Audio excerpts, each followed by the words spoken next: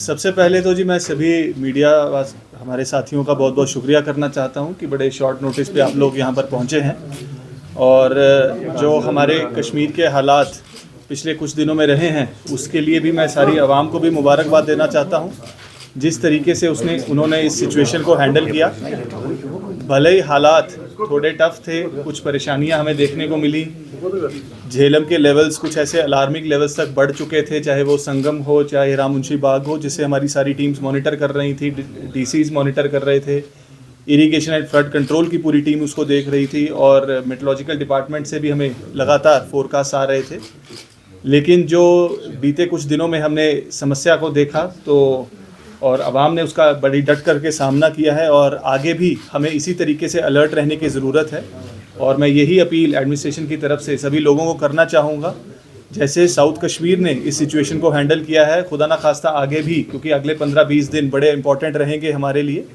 हमारे weather forecast लगातार आते रहेंगे, सभी ग्रुप्स के ज़रिए आपके साथ शेयर भी होते हैं, लोगों तक भी पहुँचते हैं, पर कई बार हम उसके ऊपर नज़रअंदाजी उसके कर देते हैं और बड़े ध्यान से उसको नहीं देखते हैं। तो जो हमारी वेदर एडवाइजरीज़ हैं, जो अलर्ट्स हैं, उन सभी को हमें देखने की बहुत ज़रूरत है और उनको फॉलो करने की ज़रूरत है।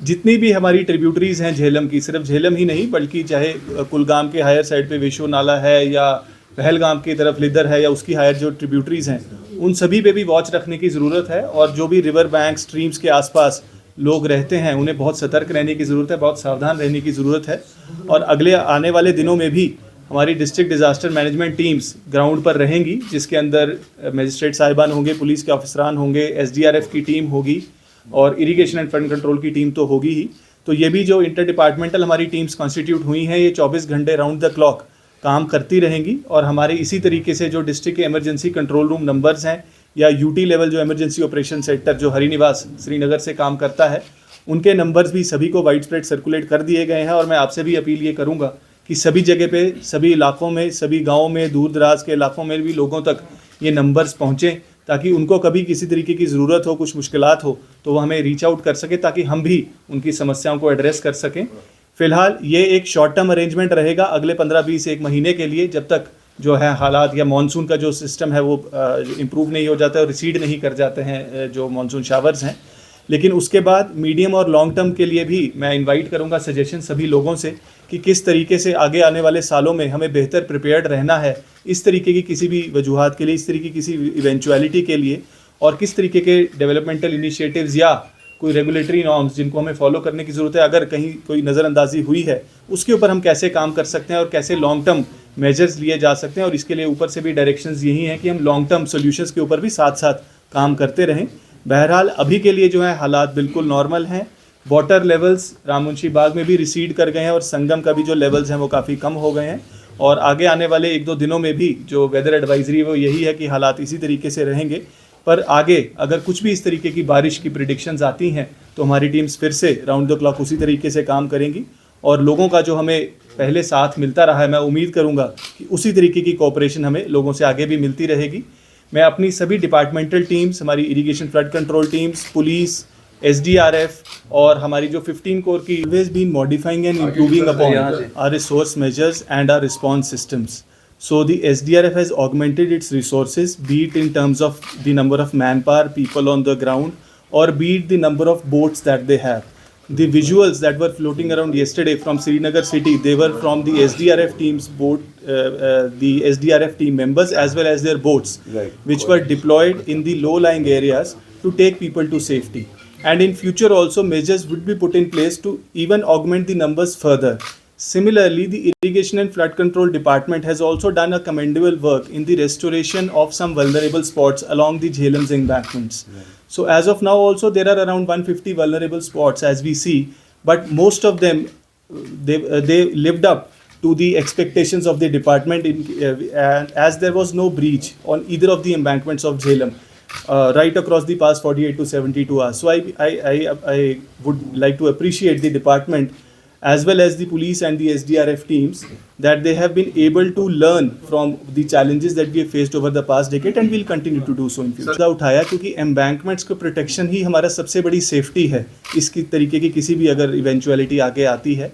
और जैसा मैंने पहले कहा कि एम्बैंकमेंट्स की स्ट्रेंथनिंग पर काफ़ी काम हुआ है और उसी वजह से किसी प्रकार का हमें इरोजन या स्पिल ओवर पिछले दिनों में नहीं मिला है। जबकि हमें ये जहन में रखने की ज़रूरत है कि संगम में भी और राममुंशी बाग पे भी जो हमारे डेंजर लेवल्स तक पानी पहुंचा है, जो कि तकरीबन 10 साल हाई जो लेवल्स हैं वो 10 ईयर हाई लेवल्स थे,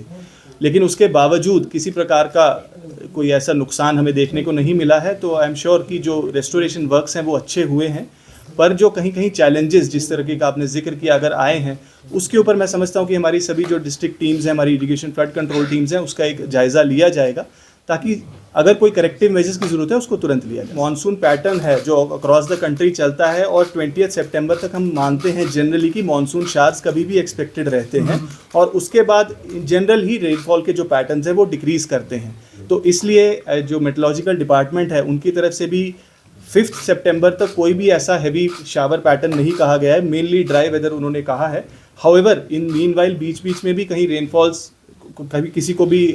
ऐसा नहीं कहा जा सकता है बिल्कुल बारिश नहीं होगी, इसलिए कॉशियस रहने की अगले कुछ दिनों के लिए ज़रूरत है और अलर्ट पे रहने की हमें। अर्ली वार्निंग सिस्टम कह रहे हैं, integrated operational forecasting system IOFS live है। उसी IOFS के ज़रिए ही हमारी जो टीम्स हैं फ्लड कंट्रोल की हमें बता पा रही थी, प्रिडिक्ट कर पा रही थी और डाउन द लाइन भी वो इन्फॉर्मेशन कन्वे कर पा रही थी। उसी के साथ एक इंटीग्रेटेड डिसीजन सपोर्ट सिस्टम है DSS जिसको कहते हैं, जो आगे फर्दर डिस्ट्रिक्ट्स में जितनी भी मैन पावर है उसके ऊपर मैप्ड है और उनको SMS alerts time to time पहुंच रहे थे मेट्रोलॉजिकल डिपार्टमेंट की भी और IOFS सिस्टम के ज़रिए भी कि किस प्रकार के वेदर पैटर्न्स आगे रहेंगे, और उसी को देखते हुए ही जो हमारी सारी मॉनिटरिंग टीम्स है वो काम कर रही थी। हाउएवर हमेशा ही इम्प्रूवमेंट्स का स्कोप रहता है, भले हमने चीज़ें डेवलप की हैं बट और बेहतर इनको कैसे बनाया जा सके उसके ऐसा है कि जहाँ तक मोबाइल कनेक्टिविटी का ताल्लुक है, हम सब देख रहे हैं कि जम्मू में काफ़ी एक्सटेंसिव डैमेज इस वेदर पैटर्न की वजह से हुआ है और हमारा जो लिंक है वो सारा जम्मू के ज़रिए रहता है, और चाहे वो BSNL हो चाहे वो एयरटेल हो, उनकी teams round the clock war footing पे